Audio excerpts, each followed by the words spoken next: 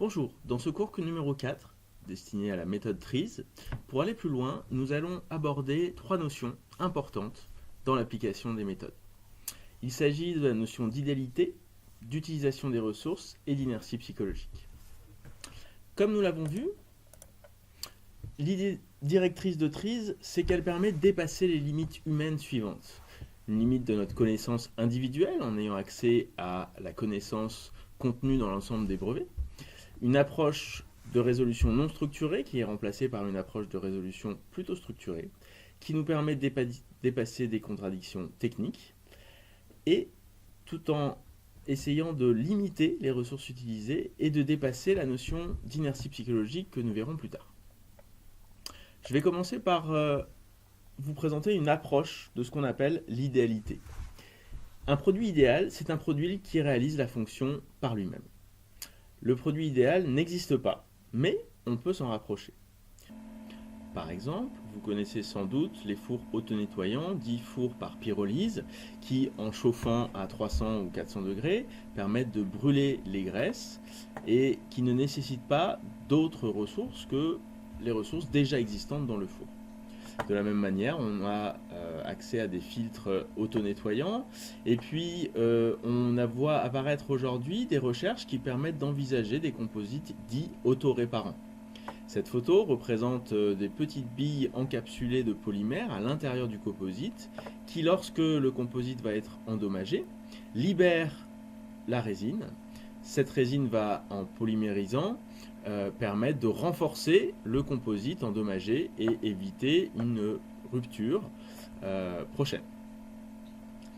On peut également citer le cas des lignes de production aujourd'hui dans les usines qu'on nomme 2.0, 3.0 ou 4.0 qui, en diagnostiquant les vibrations par exemple sur une machine, vont permettre de détecter une anomalie dans ces vibrations et de provoquer une maintenance préventive qui évitera une casse. Voilà quelques exemples d'idéalité. Dans la théorie TRIZ, l'idéalité est modélisée, on parle de résultat final idéal avec un taux d'idéalité. Ce taux d'idéalité est maximum lorsque les fonctions utiles sont les plus nombreuses possibles, comparé aux fonctions néfastes qui doivent être limitées au maximum et les coûts associés doivent être également limités au maximum. Un système idéal, c'est un système qui n'a donc pas de coût, pas de volume, pas de surface et qui maximise ses fonctionnalités utiles. Dans la philosophie d'application de la méthode TRIZ, finalement, l'idéalité a un impact sur l'utilisation des ressources. On parle d'utilisation maximale des ressources internes, dit autrement, TRIZ nous amène à imaginer comment on peut utiliser ce qui existe déjà dans le produit pour assurer la fonction principale, pour assurer toutes les fonctions. Éviter au maximum d'aller utiliser d'autres ressources, d'autres matériaux, d'autres systèmes qui ne sont pas utiles à la fonction principale. Un exemple, cette marque Scott commercialise du papier toilette sans utiliser le fameux tube en carton que l'on connaît tous. En effet, il s'appuie sur une technique d'enroulement qui maintient automatiquement le rouleau sans apport externe. Prenons un autre exemple, issu de problématiques que l'on retrouve dans les laboratoires de recherche matériaux sur le bac d'acide. Les scientifiques souhaitent mesurer précisément l'attaque d'un échantillon, ici, par un acide. Le banc d'expérimentation consiste à utiliser un container. L'acide ronge donc l'échantillon, mais également ronge le container ou bac d'expérimentation. Souvent, donc, les expérimentations doivent être arrêtées pour réparer les couches internes du conteneur et, corollaire, l'acide est contaminé par le contenant, ce qui fausse légèrement les résultats. Imaginons comment traiter cette optimisation produit par la méthode TRIZ. On va d'abord faire un point sur quelles sont les ressources internes utilisées actuellement. L'acide, l'échantillon et le bac d'expérimentation. Ensuite, on va se poser la question, qu'est-ce qui serait idéal? L'idéal, le produit idéal, ce serait finalement que le spécimen soit entouré d'acide dans l'air et que l'acide reste autour du spécimen. Ensuite, on va se poser la question de pourquoi est-ce impossible? Pourquoi l'acide ne peut pas rester comme cela autour du spécimen. Eh bien, les forces de gravité vont amener l'acide à tomber. L'idée, c'est de dire finalement, on a une force de gravité sur laquelle on ne peut pas lutter. Donc, comment on va utiliser la gravité pour la rendre possible? Comment rendre possible ce qui est impossible? Eh bien, on va raisonner tout en utilisant que ce que l'on a de disponible pour l'instant, c'est-à-dire soit modifier l'acide, soit modifier le spécimen. À partir de ce raisonnement, on va rapidement arriver à la solution qui est de dire on modifie la forme du spécimen pour contrer la force de gravité qui fait tomber l'acide.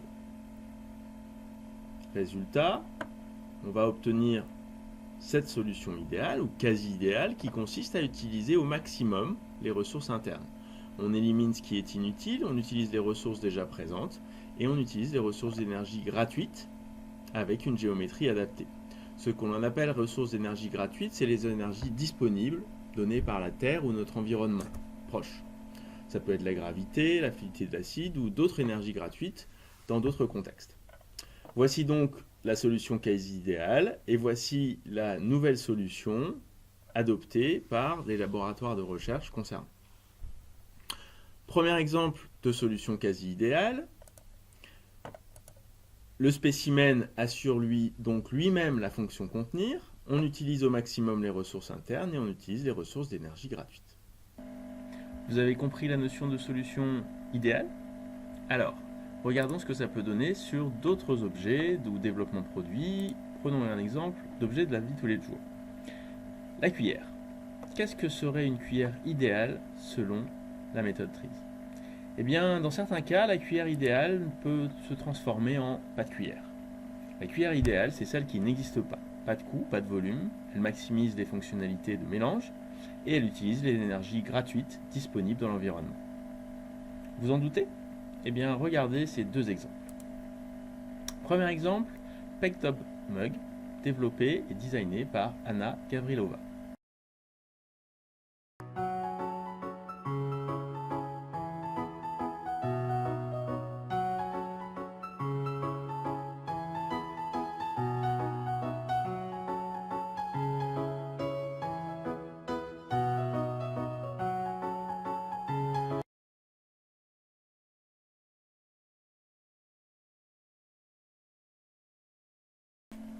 Nous voyons à travers ces deux exemples que la fonction remuer, généralement assurée par une cuillère, peut donc être dans certains cas effectuée par le produit lui-même en utilisant des énergies gratuites, ici l'énergie humaine et ici l'énergie dégagée par la cuisson.